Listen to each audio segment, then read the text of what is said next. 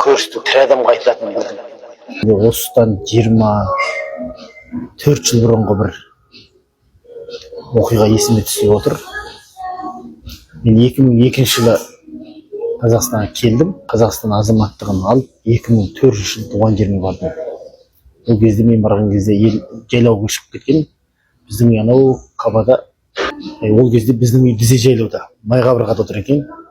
Майқабырға мыңғырып тілі көрген, жарысатын бұлақтар күлі бүрден, бетті кезең басында кім қалды екен молаларға, мың шақ күңіренген дейтін Майқабырға.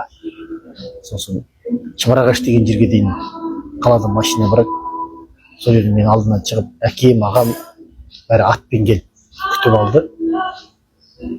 Сосын біз атпен сол Майқабырғаға өрледік.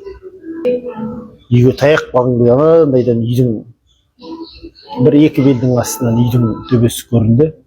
Сонда жаңағы шешем мені сағынған соншалық екі кезеңді асып, жаяу сол алдымнан шығыпты. Сол мені құшақтап жібермей шешем көріс айтып.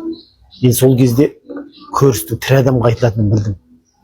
Мен кеткеннен кейінгі сағынғаны, сол туыстардың арасындағы болып жатқан оқиғалар, әрине өлім-жітім болды ол кезде. Соның бәрін қосып шешем айтып. Мен кеткенде шешемнің шашы қап-қара еді. Сол 2 жылда шешемнің қос самайы әппақ қылып ағарып кетті. Үйге барып есіктен кигіз үйге кіріп барған жерден шешемнің жаңағы маған деп басып қойған етінің иісі бұрқ ете қалды. Кеңсірімді жарып. Сол шешем асқан ет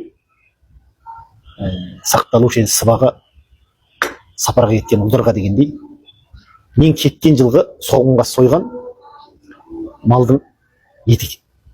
Сол бір жілік етті 2 жыл жайлауға шығарып, 3-ші жыл енді жайлауға барған кезде сол маған асып беріп отыр ғой.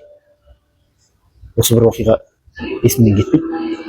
Шешем әлі Құдайға шүкір аман есен. Ылғи қалжыңдап айтамын, шешем Монғолмын ба меркітпін бе деп жүріп, бұл неден өткен екен Шыңғысхан деп Қайрат Құлмұхаммед айтқандай, шешем айтамын, сіз батырдың тұқымысыз, Шыңғысхан тұқымысыз, сен 100-ден асасыз. Сол бір оқиға есіме кетпейді, әр кез есіме оралады. Шешемді көрген сайын есіме оралады.